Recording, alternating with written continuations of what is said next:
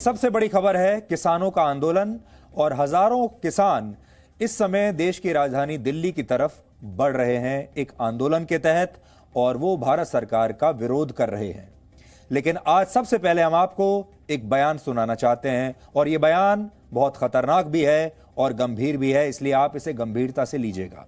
इससे आपको इस आंदोलन में शामिल लोगों की मंशा के बारे में पता चलेगा, क्योंकि इस आंदोलन में शामिल एक व्यक्ति ने, जब हमने उससे बात की, उससे जानना चाहा कि उसके मन में क्या है, क्यों आंदोलन कर रहे हैं और इस आंदोलन के पीछे उनकी मांगें क्या हैं, उनकी रणनीति क्या है, उनका रोड मैप क्या है, तो फिर उस व्यक्ति ने क्या कहा यह सुनकर आप शायद घबरा जाएंगे।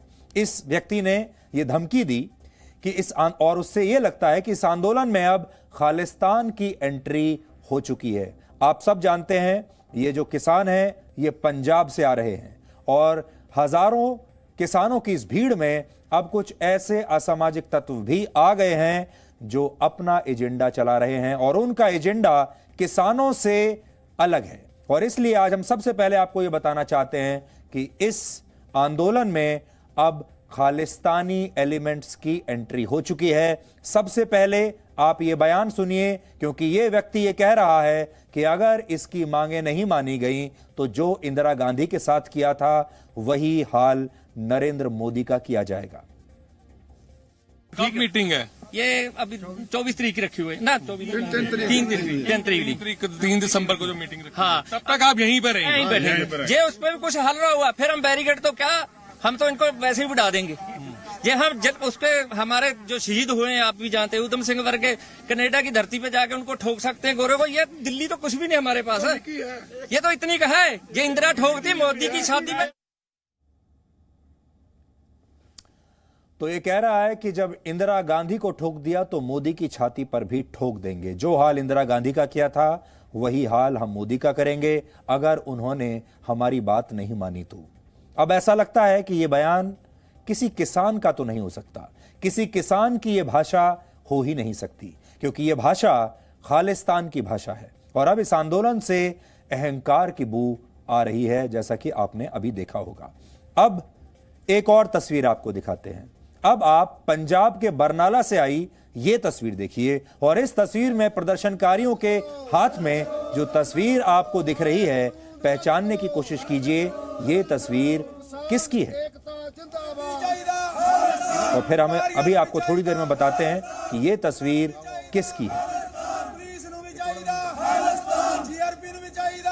ये तस्वीर इनके हाथ में जो है ये भिंडरवाला की तस्वीर है। भिंडरवाला एक खालिस्तानी आतंकवादी था, उनका सरगना था और उसे ही स्वर्ण मंदिर से बाहर निकालने के लिए ऑपरेशन ब्लू स्टार चलाया गया था। इस ऑपरेशन के बाद ही तत्कालीन प्रधानमंत्री इंदिरा गांधी की उन्हीं के सिख सुरक्षा कर्मियों द्वारा गोली मारकर हत्या कर दी गई थी। और इसीलिए यह व्यक्ति कह रहा है जो हाल इंदिरा गांधी का किया था वही मोदी का भी करेंगे। और खालिस्तानी आतंकवादी भिंडरवाला की तस्वीर आप इनके हाथ में देख सकते हैं। यानी देश में एक बार फिर 1984 वाला माहौल पैदा करने की कोशिश कुछ लोग, कुछ मुट्ठी भर लोग इस आंदोलन के जरिए कर रहे हैं और वो किसानों के इस आंदोलन में जहर घोल रहे हैं। और ये बहुत खतरनाक बात है। जाहिर सी बात है, ऐसी धमकियां देने वाले आंदोलन को आप किसानों का आंदोलन नहीं कह सकते। इस आंदोलन को अब राजनीतिक पार्टियों और खालिस्तानियों ने हाईजैक कर लिया है। अब आपको एक और तस्वीर दिखाना चाहते हैं और इस तस्वीर से आप प्रेरणा ले सकते हैं।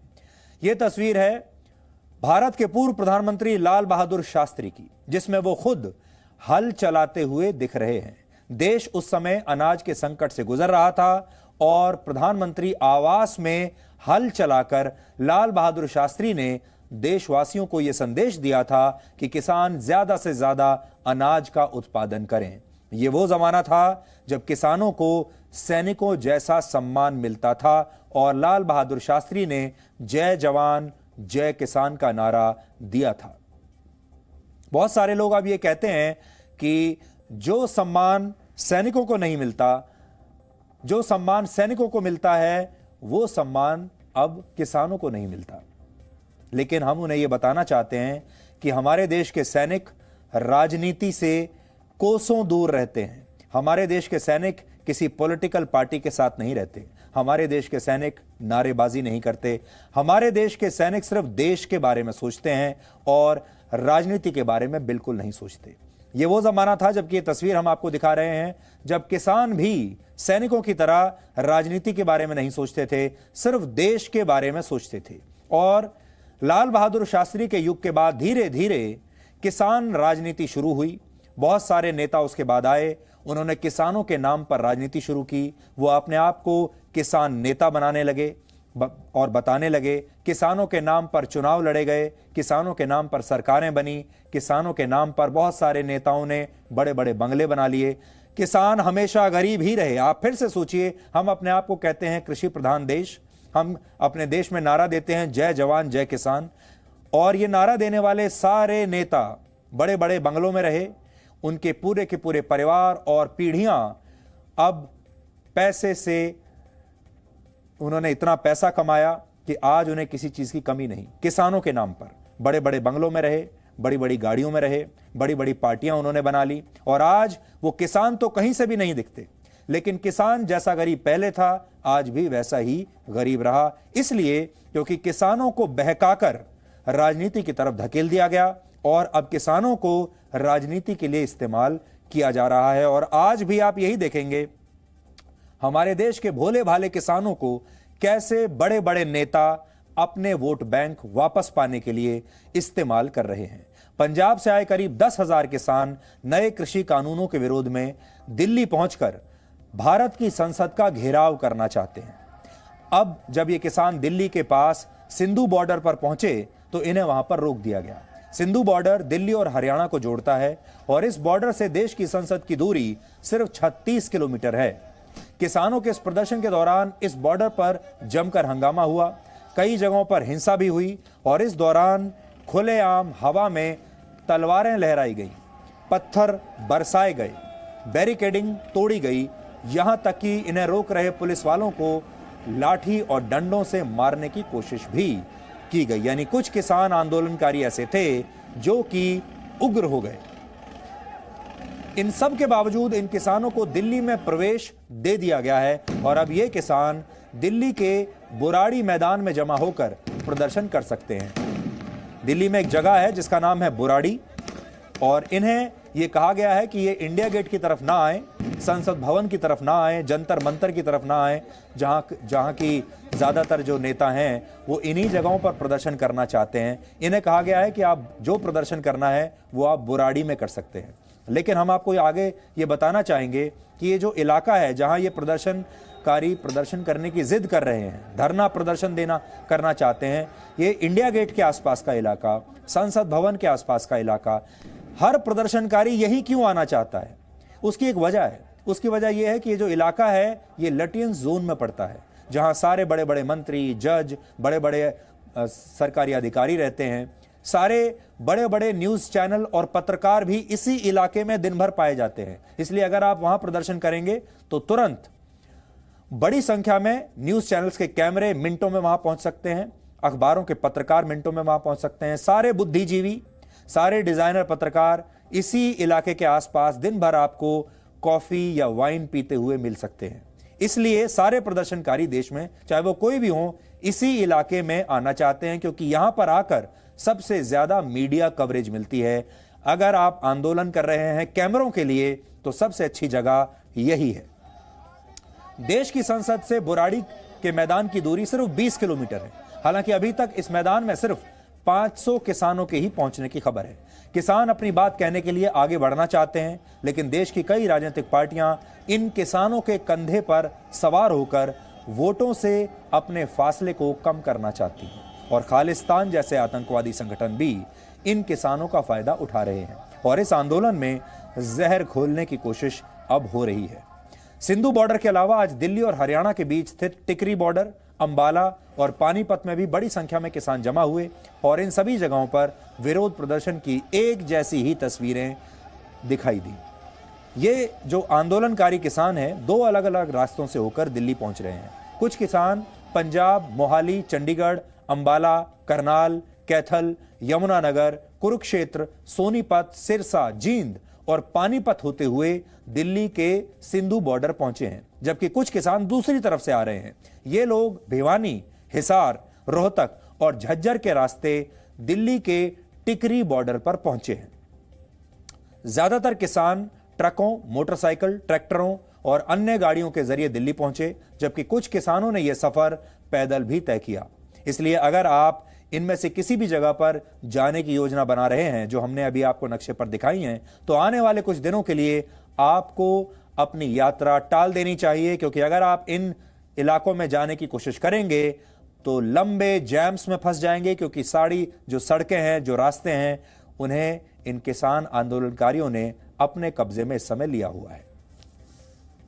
किसानों के इस आंदोलन की वजह से आज नेशनल हाईवे नंबर 1 पूरी तरह से जैम रहा। दिल्ली और बहादुरगढ़ को जोड़ने वाले हाईवे का भी यही हाल था। उत्तर प्रदेश में भी किसानों ने आंदोलन किया, जिसकी वजह से दिल्ली और देहरादून हाईवे पर मुजफ्फरनगर के आसपास भारी जैम लग गया।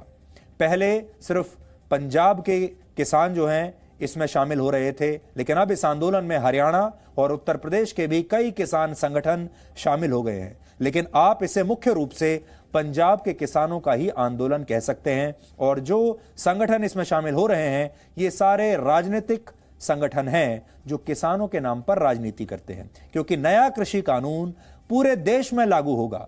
किसी भी अन्य राज्य के किसान इस तरीके से इस कानून का विरोध नहीं कर रहे। इसलिए आप भी जब हम सब हमें सुन रहे हैं, आप सब लोग, चाहे आप देश के किसी भी राज्य में, किसी भी शहर में रहते हो, एक बात आप सोचिए, जो कृषि के नए कानून बने हैं ये देश भर के किसानों पर लागू होंगे, हर राज्य में लागू होंगे, पूरे देश में लागू होंगे।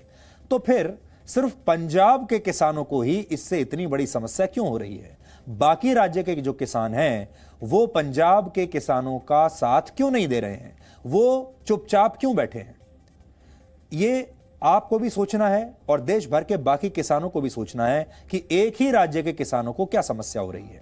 हाल ही में केंद्र सरकार ने कृषि से जुड़े 3 नए कानून बनाए थे और ये कानून 27 सितंबर से पूरे देश में लागू हो चुके हैं।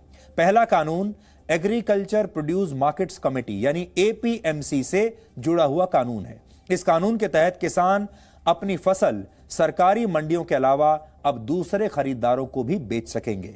इसमें किसी भी किसान को कोई समस्या नहीं होनी चाहिए, बल्कि उसे तो अब और बड़ा बाजार मिल रहा है।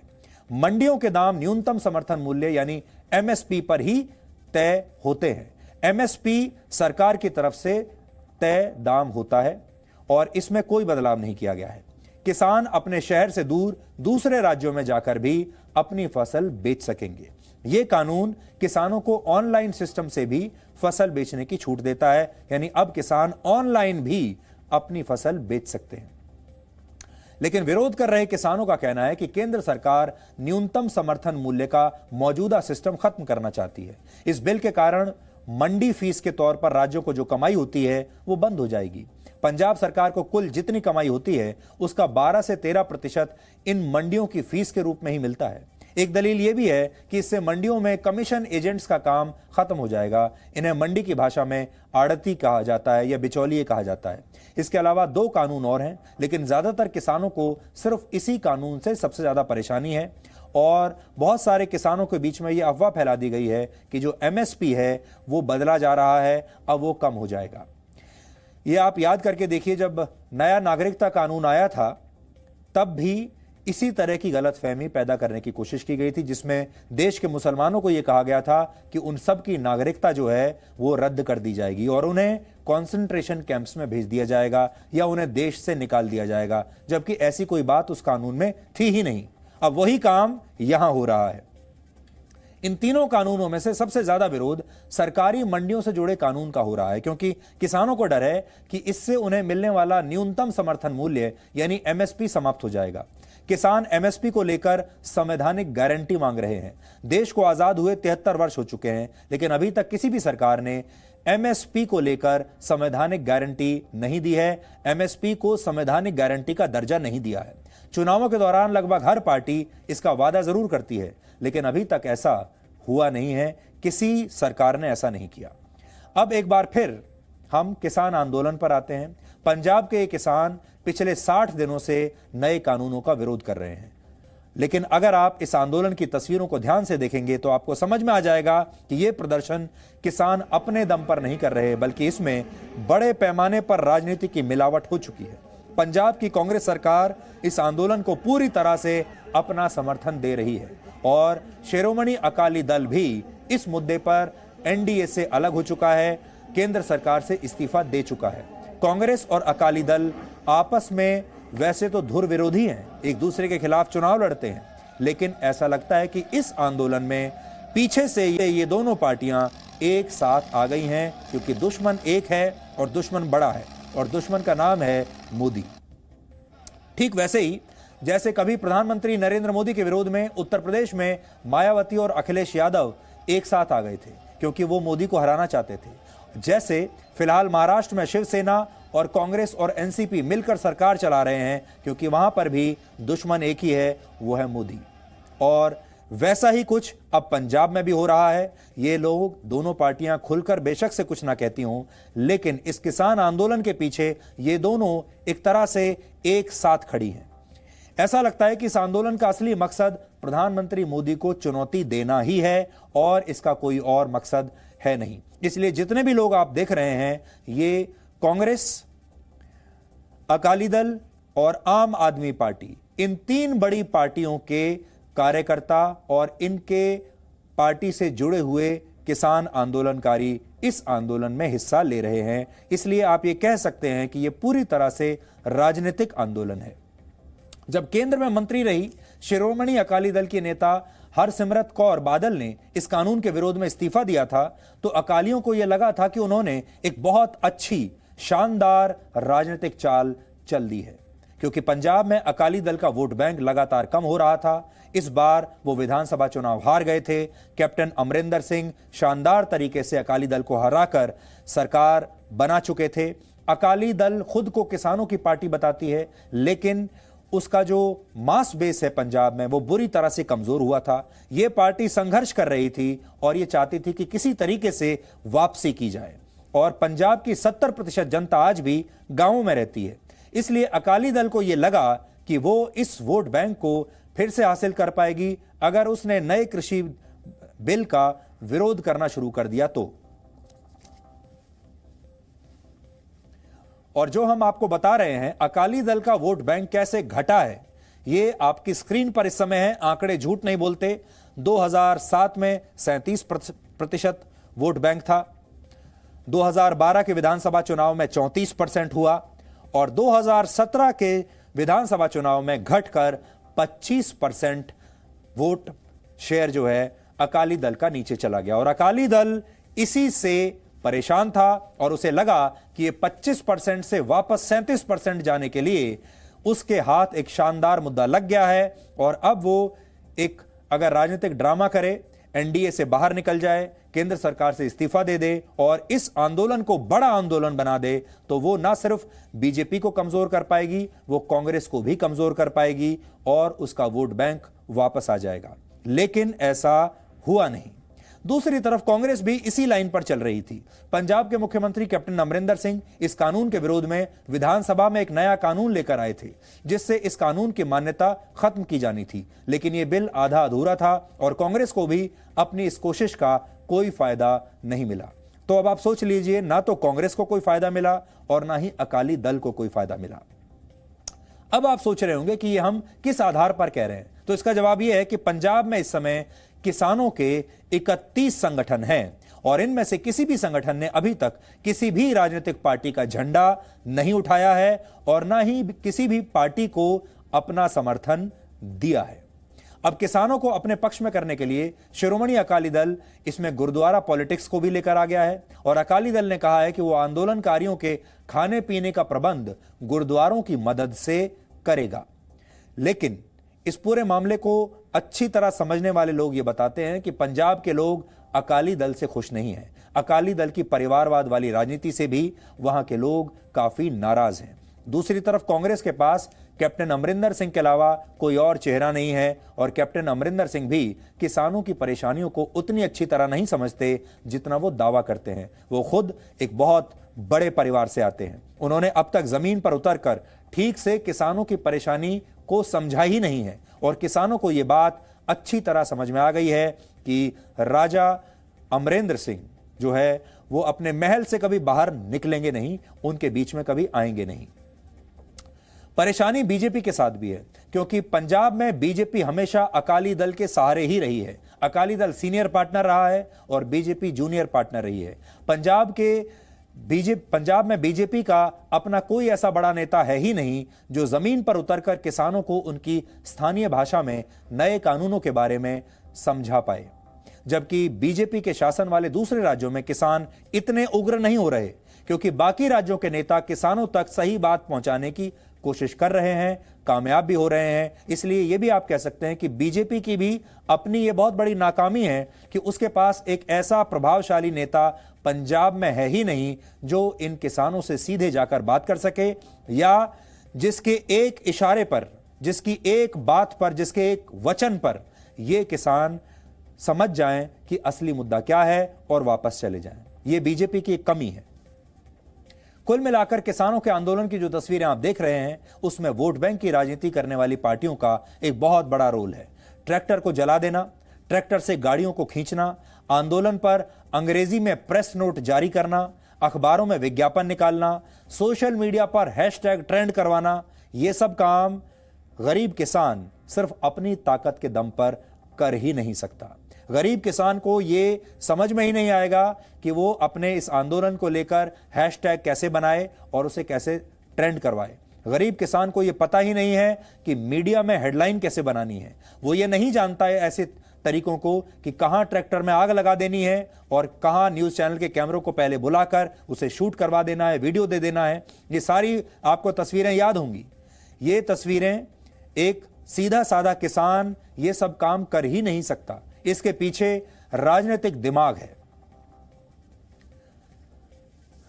ये सभी तौर तरीके और ये सारी तस्वीरें इस बात का पुख्ता प्रमाण है कि इस आंदोलन को राजनीतिक पार्टियों ने टेक ओवर कर लिया है और इसका सबसे ज्यादा फायदा कांग्रेस, अकाली दल और आम आदमी पार्टी जैसे राजनीतिक दल उठा रहे हैं। और अब इसमें खालिस्तान जैसे आतंकवादी संगठनों की भी एंट्री हो चुकी है, जो ये धमकी दे रहे हैं कि जो हाल इंदिरा गांधी का किया था वही प्रधानमंत्री मोदी का भी होगा। ये खतरनाक बयान आप हल्के में मत लीजिए, इससे आपको मंशा पता चलती है। आपको एक बार फिर से सुनना चाहिए कि इस आंदोलन में आज जब सवाल पूछा गया कि आगे की रणनीति क्या होगी, तो क्या बात निकलकर सामने आई। कब मीटिंग है? ये अभी 24 तारीख रखी हुई है ना, 3 दिसंबर को जो मीटिंग रखी। हाँ, तब तक आप यहीं पर यहीं रहेंगे। बैठे। जे उस पर भी कुछ हल रहा हुआ फिर हम बैरिकेड तो क्या, हम तो इनको वैसे ही उड़ा देंगे। ये हम जब उसके हमारे जो शहीद हुए हैं आप भी जानते हैं, उधम सिंह वर्ग के कनाडा की धरती पे जाके उनको ठोक सकते हैं गोरे को। ये दिल्ली तो कुछ भी नहीं हमारे पास है। ये तो इतनी का है, ये इंदिरा ठोकती मोदी की शादी में। तो वो कह रहे हैं कि जो इंदिरा गांधी के साथ किया था वही मोदी के साथ भी करेंगे। किसानों के इस आंदोलन को कैसे कांग्रेस, आम आदमी पार्टी और शिरोमणि अकाली दल संजीवनी बूटी बनाना चाहते हैं और कैसे अब इस आंदोलन में शामिल कुछ किसान खालिस्तान के हाथों का खिलौना बन गए हैं, ये सारी बातें समझने के लिए आप अब हमारी ये ग्राउंड रिपोर्ट देखिए और इसके बाद हम किसानों के मन में जो सवाल हैं, उनके मन में जो शंकाएं हैं, उनका समाधान भी हम आगे आपके सामने प्रस्तुत करेंगे, उनके जवाब भी हम आपको देंगे।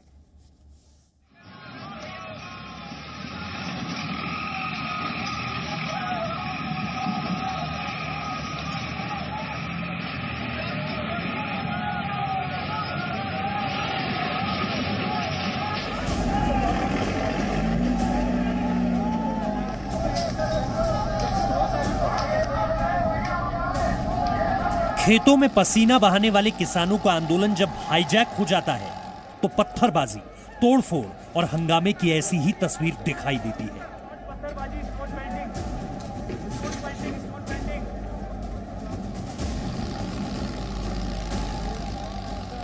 कनाडा की धरती पे जाके उनको ठोक सकते हैं गोरे को। ये दिल्ली तो कुछ भी नहीं हमारे पास है। ये तो इतनी का है, ये इंदिरा ठोकती मोदी की शादी में। दिल्ली और हरियाणा के सिंघू बॉर्डर पर जब किसानों को रोका गया तो प्रदर्शनकारियों ने पत्थरबाजी शुरू कर दी।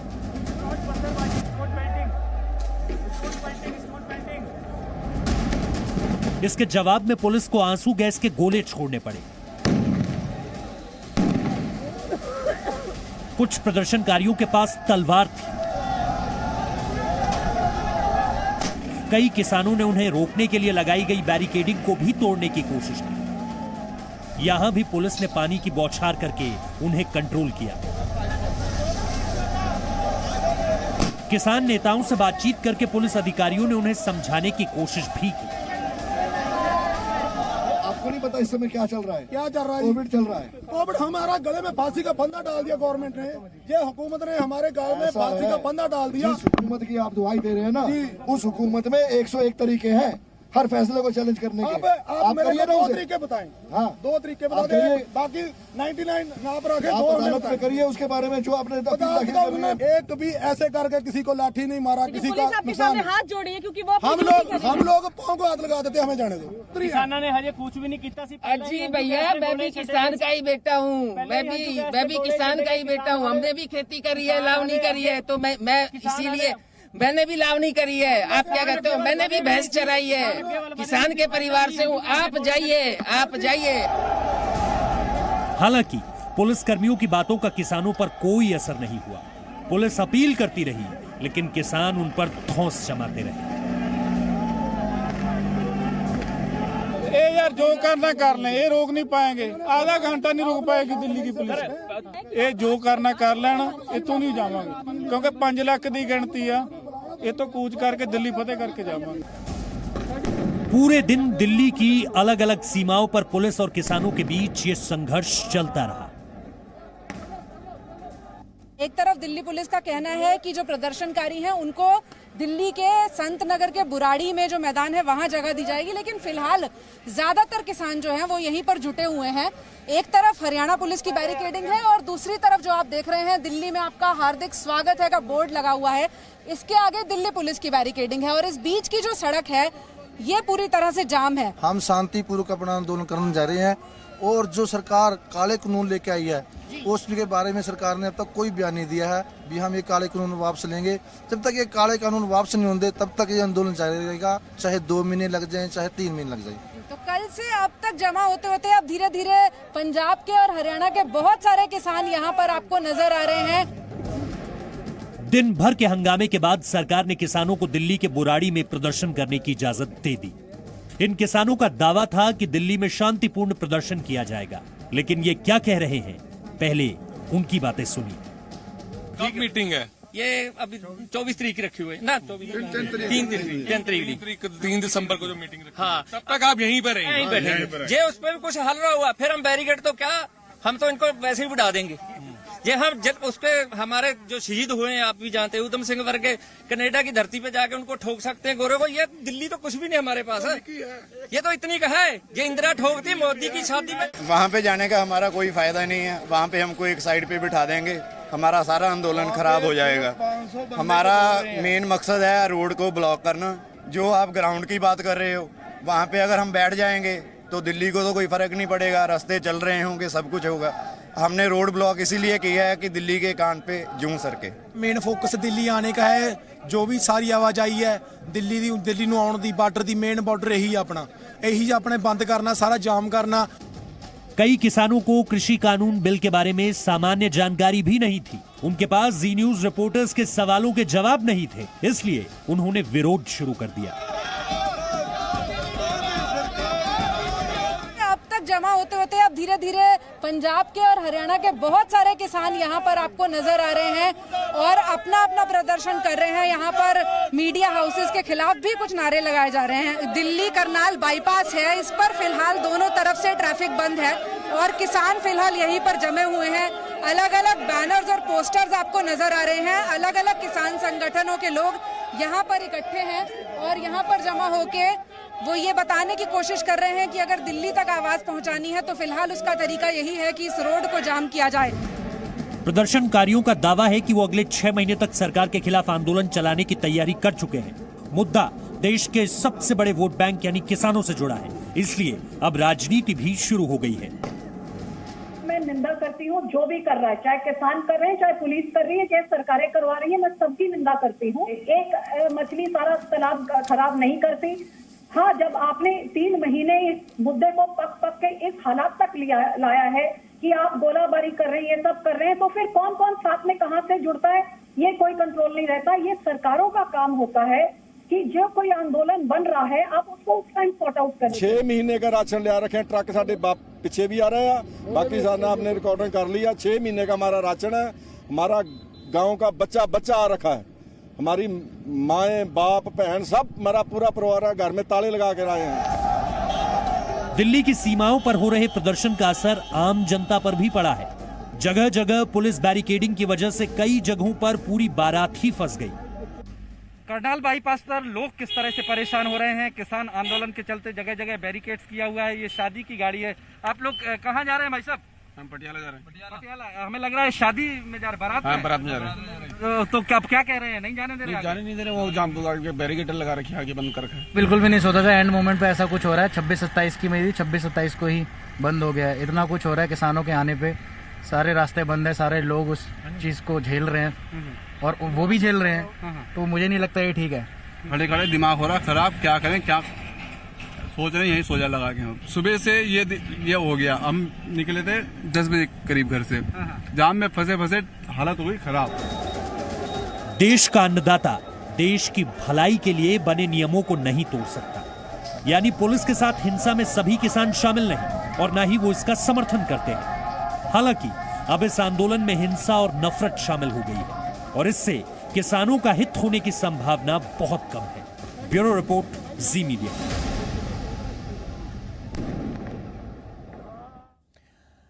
हम किसानों के खिलाफ नहीं हैं और हम जानते हैं कि किसानों के मन में बहुत सारी चिंताएं हैं और उनके मन में बहुत सारी शंकाएं भी हैं और वो सारी शंकाओं का समाधान जरूर होना चाहिए। और जो शंकाएं किसानों के मन में हैं उन सब के जवाब आज जी न्यूज ने देश के कृषि मंत्री नरेंद्र सिंह तोमर से जानने की कोशिश की। हम देश के कृषि मंत्री से मिले और हमने उनसे पूछा, क्या सरकारी मंडियां खत्म होने से किसानों का शोषण होगा? क्या एमएसपी की व्यवस्था अब खत्म हो जाएगी? क्या अब कारोबारी और बड़ी बड़ी कंपनियां ही फसलों के दाम तय करने लगेंगी? देश भर में कहीं भी फसल बेचने का खर्च कौन उठाएगा? इन सब सवालों के जवाब आज देश भर के किसानों को कृषि मंत्री की ये बातें और जवाब सुनकर मिल जाएंगे। किसान भाइयों और बहनों को कहना चाहता हूं, प्रधानमंत्री नरेंद्र मोदी जी की सरकार के रहते हुए किसानों के शोषण की किसी भी संभावना पर विश्वास नहीं किया जाना चाहिए। नरेंद्र मोदी जी ने एमएसपी को बढ़ाने का काम किया, लगातार सरकारी खरीद बढ़े, ज़्यादा पैसा उस पर खर्च हो, किसान को एमएसपी मिले, यह सुनिश्चित करने का काम किया। और अगर आप यूपीए के 5 साल से और हमारे 5 साल से तुलना करेंगे तो लगभग 2 गुने से अधिक, लगभग 7 लाख करोड़ रुपए की खरीद भारत सरकार ने मोदी जी के नेतृत्व में किसानों से की है। जो नया कानून है वह राज्य के एपीएमसी कानून को अतिक्रमित नहीं करता है।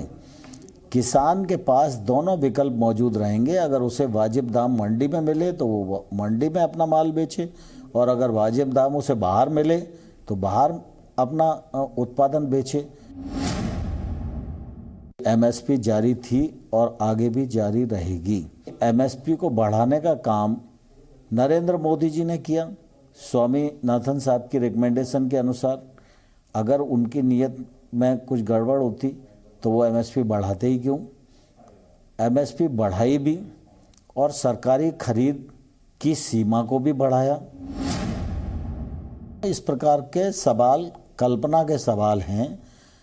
हमेशा कोशिश ये होना चाहिए कि जो बंदिशें जिनके कारण कालाबाजारी और जमाखोरी बढ़ती है, लाइसेंस राज और इंस्पेक्टर राज बढ़ता है, अच्छी सरकार वही होती है जो इस प्रकार के इंस्पेक्टर राज से अपने किसान को और गरीब को बचाए।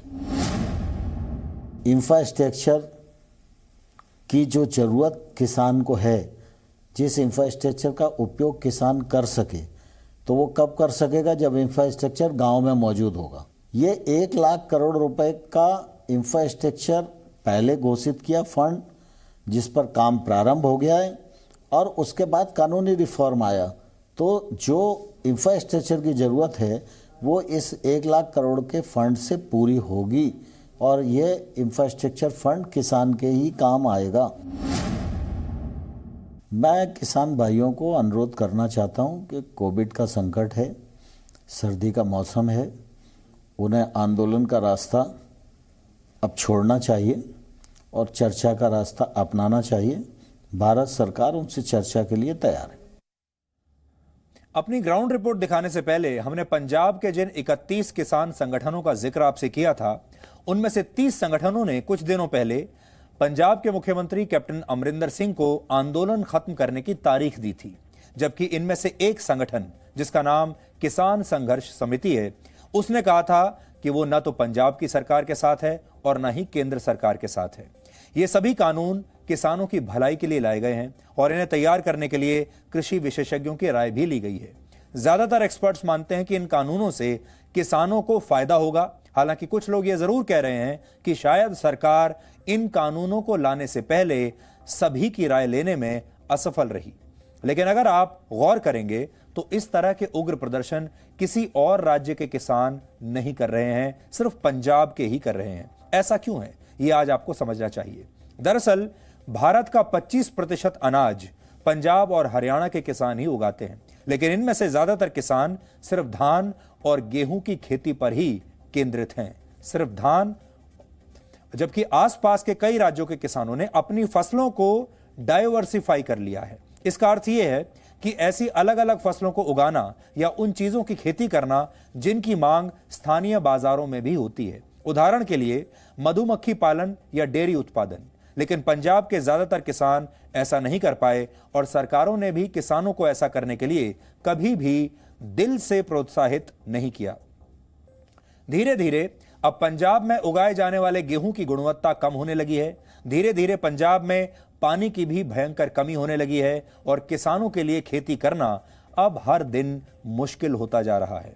पंजाब में फिलहाल फ्रेट कॉरिडोर्स भी सीमित संख्या में हैं, इसलिए अगर पंजाब के किसान दूसरी फसलें उगाना भी चाहेंगे तो उनके लिए जरूरी कच्चा माल लाना और वहां से बाहर ले जाना आसान नहीं है। भंडारण की सुविधा का अभाव है वहां, और प्रोसेसिंग यूनिट्स भी पर्याप्त संख्या में नहीं है। यानी देखने में भले ही पंजाब का किसान देश का सबसे खुशहाल किसान आपको लगता हो, क्योंकि फिल्मों में ऐसा ही दिखाया जाता है, लेकिन असल में पंजाब के किसान अब पिछड़ते जा रहे हैं। तो हो सकता है कि पंजाब के किसानों में इन कारणों से बाकी किसानों के मुकाबले ज्यादा रोष हो, ज्यादा गुस्सा हो। उदाहरण के लिए जो पॉली हाउस फार्मिंग पंजाब में सफल हो सकती थी, उसके बारे में किसानों को ज्यादा जानकारी है ही नहीं, जबकि पुणे जैसे शहर में किसान पॉली हाउस फार्मिंग से लाखों रुपए कमा रहे हैं। इस फार्मिंग के तहत पॉलीथीन शीट्स लगाकर उसके नीचे फल, सब्जियां और फूल उगाए जाते हैं। इस तरह से खेती करने पर मौसम की वजह से फसल के खराब होने का डर नहीं रहता।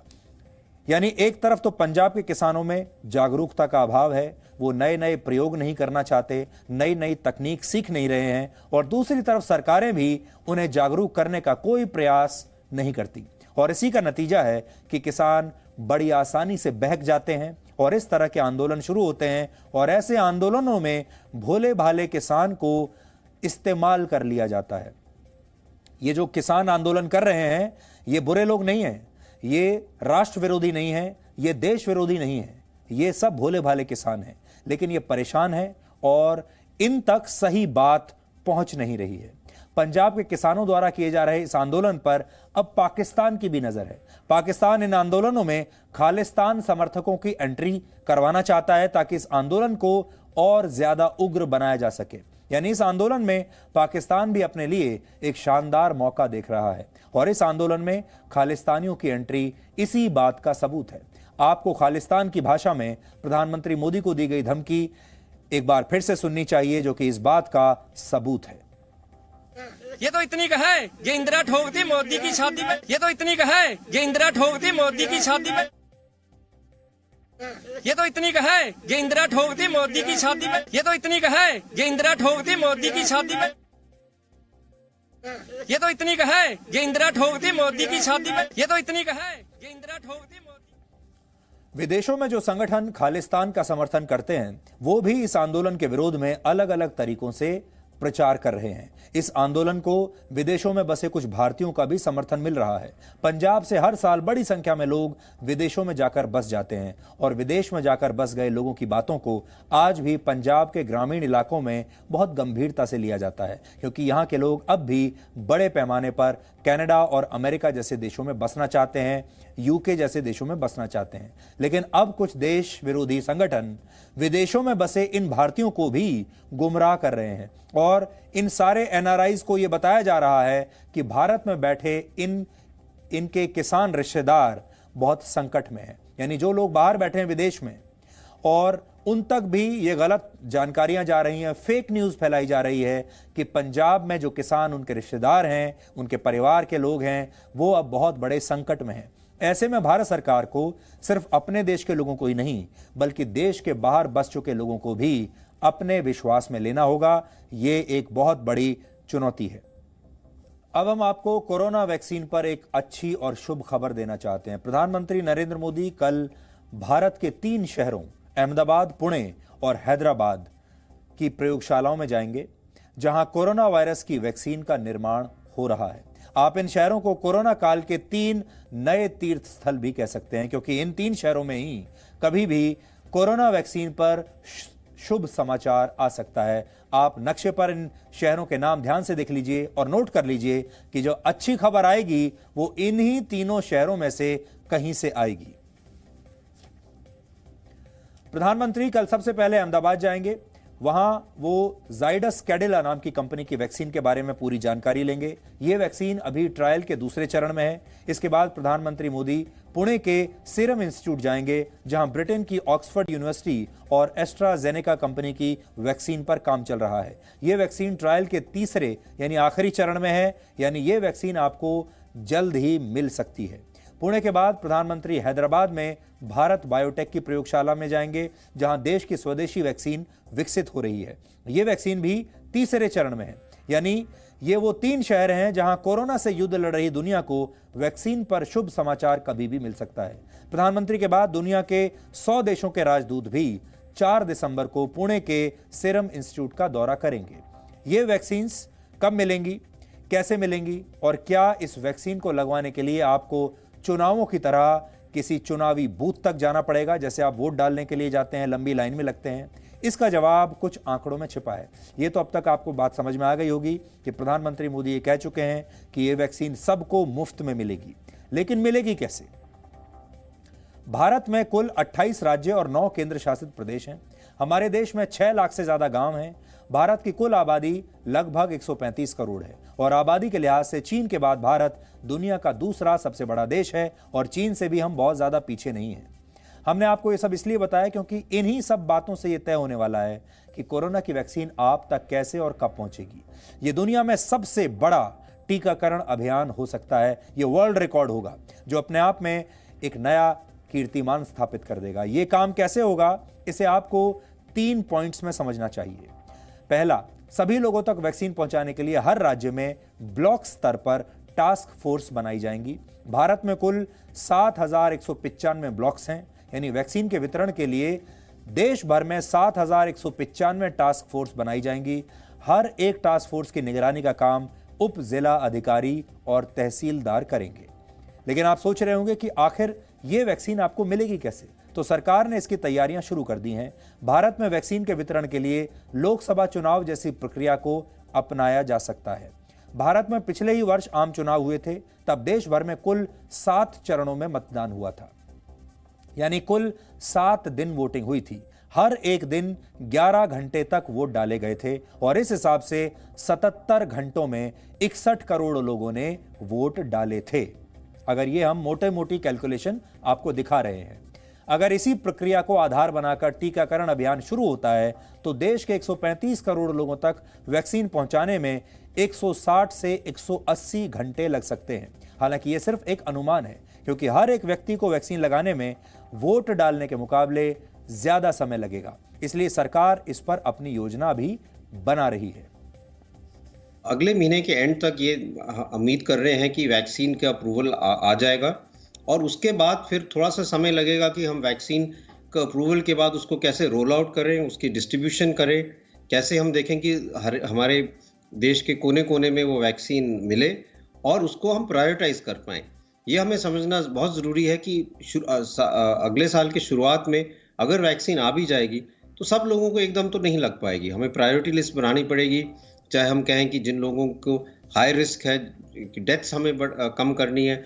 कई मॉडल पे बहुत चर्चा हो रही है कि ये कैसे किया जाए। इलेक्शन पॉइंट ऑफ व्यू से बूथ बनाए स्कूल्स में और वहाँ पे हम डे फिक्स कर दें कि इस जगह पे इस दिन वैक्सीन उपलब्ध होगी और जो हमारे लिस्ट में लोग हैं उनको हम ये इन्फॉर्म करें कि आप यहाँ आए, जैसे वोटर आईडी होते हैं, और आपको वैक्सीन सुबह से शाम यहाँ लग जाएगा और एक अभियान इस टाइप का किया जाए।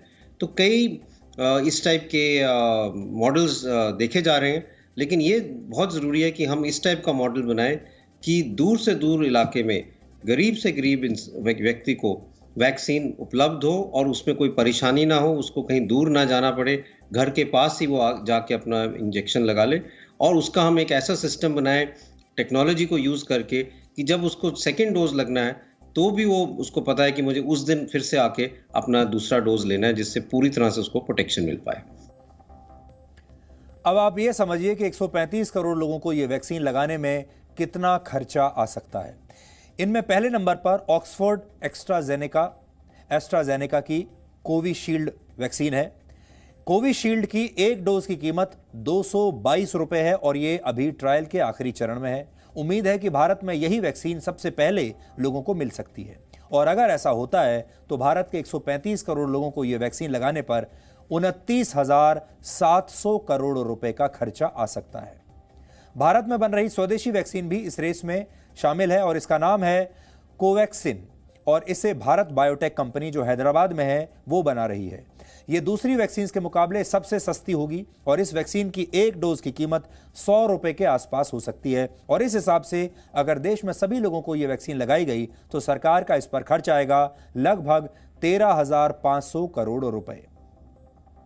अहमदाबाद में बन रही वैक्सीन इस रेस में नई है और यह अभी ट्रायल के दूसरे ही चरण में है और इसकी कीमत के बारे में भी अभी कोई जानकारी नहीं है। फाइजर की वैक्सीन की बात करें तो इसकी एक डोज की कीमत लगभग 1400 रुपए हो सकती है। 135 करोड़ लोगों तक इसकी एक डोज पहुंचाने पर 1,89,000 करोड़ रुपए का खर्च आएगा। यह खर्च पूरे देश के स्वास्थ्य बजट से भी ज्यादा होगा और इस साल भारत का स्वास्थ्य बजट 69,000 करोड़ रुपए के आसपास का है। यानी फाइजर की अगर वैक्सीन लगाई सब लोगों को तो स्वास्थ्य बजट से भी कहीं ज्यादा पैसा खर्च करना होगा। अगर भारत अमेरिका की ही एक और कंपनी मॉडर्ना से वैक्सीन खरीदता है तो उसे एक डोज पर 4,000 रुपए खर्च करने पड़ेंगे और पूरे देश को यह वैक्सीन देने के लिए लगभग 5,40,000 करोड़ रुपए खर्च करने होंगे। यह सबसे महंगी वैक्सीन है। रशिया की वैक्सीन स्पुतनिक वी की एक डोज की कीमत है 740 रुपए और इसका खर्च पूरे देश के स्वास्थ्य बजट से भी ज्यादा हो सकता है।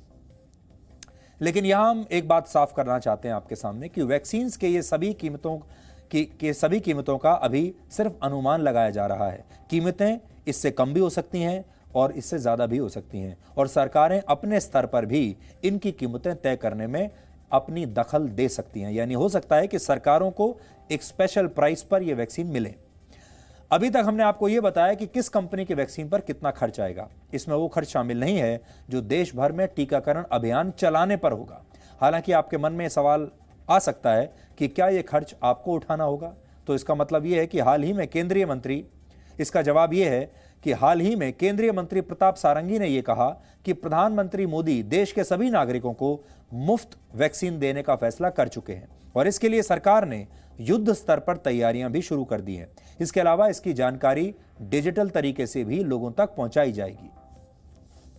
कि हम इसके लिए डिजिटल प्लेटफॉर्म यूज करेंगे, उसका नाम है कोविन।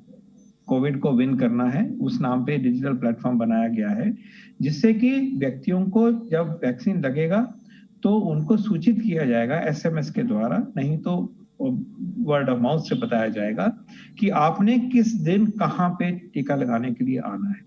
तो ये व्यवस्था सुनिश्चित की जाएगी टेक्नोलॉजी के जरिए से बेस्ड ऑन एक्सपीरियंस कि आप इस दिन यहाँ पे आइए, इस फैसिलिटी पे आइए, सब सेंटर पे आइए या पीएचसी में आइए, या फिर एक कम्युनिटी में बूथ लगा है इलेक्शन बूथ की तरह, आप उस दिन वहां आइए सोशल डिस्टेंस मेंटेन होकर क्यू लगेगा और आपको चिन्हित किया जाएगा, आपको टीका लगेगा और आपको एक सर्टिफिकेट मिलेगा। फिर कहा जाएगा कि 4 हफ्ते बाद आपने फिर इस जगह पे आना है, क्योंकि लगता है कि जितने वैक्सीन हमें दिखाई दे रहे हैं वो 2 डोज लगे लगभग 28 दिन या 1 महीने के अंतराल पे, तो ये भी इस तरह से बताया जाएगा।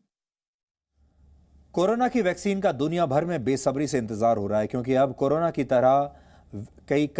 की कई तरह की वैक्सीन आ चुकी हैं। इसलिए आपके मन में सवाल हो सकता है कि कौन सी वैक्सीन सबसे अच्छी होगी। इसका जवाब सीरम इंस्टीट्यूट ऑफ इंडिया के चेयरमैन अदार पूनावाला ने दिया है, और जो उन्होंने एक डेफिनेशन परिभाषा रखी है उसके मुताबिक वैक्सीन सुरक्षित होनी चाहिए, यानी वैक्सीन के कोई साइड इफेक्ट्स नहीं होने चाहिए। वैक्सीन लंबे समय तक कोरोना वायरस से बचाव करे, वो ऐसी होनी चाहिए। उसे आसानी से स्टोर किया जा सके, और वैक्सीन इतनी सस्ती होनी चाहिए कि ये सबको लगाई जा सके, यानी सब गरीब से गरीब लोगों तक भी इसे पहुंचाया जा सके, वो इसे अफोर्ड कर पाए। ये उनकी परिभाषा है, यानी जो वैक्सीन इन सभी पैमानों पर खरी उतरेगी वही सबसे श्रेष्ठ वैक्सीन मानी जाएगी। Presenting B News app, available on Google Play and App Store. Download it now.